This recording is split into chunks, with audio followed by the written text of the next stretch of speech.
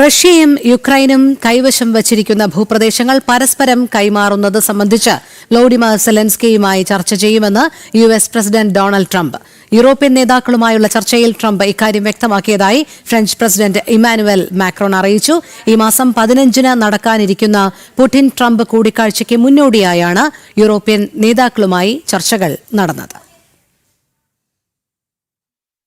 Le deuxième élément sur lequel les choses ont été très claires et exprimées ainsi par le président Trump, c'est que les questions territoriales qui relèvent de l'Ukraine ne peuvent être négociées, ne seront négociées que par le président ukrainien.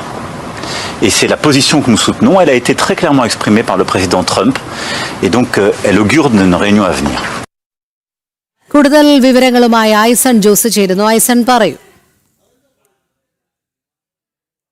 European union നേതാക്കൾ ട്രംപുമായി ഓൺലൈനിൽ സംസാരിച്ചിരുന്നു. ഓൺലൈനിൽ സംസാരിക്കുന്നതിന്റെ ഭാഗമായി ബെർലിനിലെത്തിയ Volodymyr സെലൻസ്കിയുമായും German ചാൻസലറെല്ലാം തന്നെ കൂടിക്കാഴ്ച നടത്തുകയെല്ലാം ചെയ്തിരുന്നു. ഈ European union നേതാക്കളും അതുപോലെ തന്നെ മറ്റ് യൂറോപ്യൻ രാജ്യങ്ങളുടെ നേതാക്കളുമായാണ് ഡൊണാൾഡ് ട്രംപ് ഇന്നലെ സംസാരിച്ചത്. അതിൽ വളരെ കൃത്യമായൊരു നിലപാട് അദ്ദേഹം അറിയിക്കുന്നത്, ഏതെങ്കിലും ഭൂമി പരസ്പരം വിട്ടുകൊടുക്കേണ്ടത്, അതായത് പരസ്പരം കൈവശം വെച്ചിരിക്കുന്ന ഭൂമി വിട്ടുകൊടുക്കുന്നത് സംബന്ധിച്ചുള്ള ചർച്ചയിൽ യുക്രൈനെ ഭാഗമാക്കി തന്നെ തീരുമാനങ്ങൾ എടുക്കുമെന്ന നിലപാടാണ് അറിയിച്ചിരിക്കുന്നത്. അത്തരത്തിൽ സമാധാന ചർച്ചകൾക്കാണ് അല്ലെങ്കിൽ വെടിനിർത്തലിനാണ് ഏറ്റവും പ്രാധാന്യമെന്ന് വളരെ കൃത്യമായി ഇന്നലെ തന്നെ ട്രംപ് അറിയിക്കുകയും ചെയ്തിരുന്നു. ഇതിന്റെ പശ്ചാത്തലത്തിൽ പരസ്പരം കൈയേറിയിരിക്കുന്ന ഭൂപ്രദേശങ്ങൾ തിരിച്ചു നൽകണമെന്നൊരു നിലപാട് ഒരു സൂചനയായി തന്നെ ട്രംപ് മുന്നോട്ട് വയ്ക്കുകയും ചെയ്തിരുന്നു.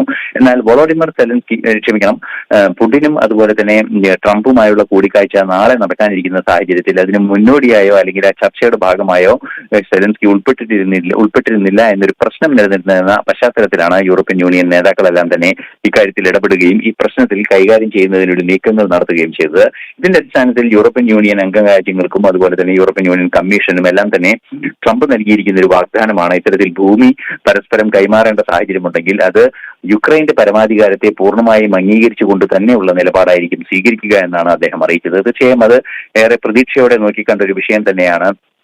ഇവരെ സംബന്ധിച്ചിടത്തോളം എന്ന കാര്യത്തിലും തർക്കമില്ല, സെലൻസ്കിയെ സംബന്ധിച്ചിടത്തോളം എന്ന കാര്യത്തിലും തർക്കമില്ല. അതുകൊണ്ട് തന്നെ പ്രശ്നപരിഹാരത്തിനുള്ള നീക്കങ്ങൾ കാര്യമായി നടക്കും. നാളെ അത് സംബന്ധിച്ച വലിയ ചർച്ചകൾ നടക്കാനുള്ള സാധ്യതയും തള്ളിക്കളയാനാവില്ല എന്നാണ് ഈ സൂചനയിൽ നിന്നും മനസ്സിലാക്കാൻ സാധിക്കുന്നത്.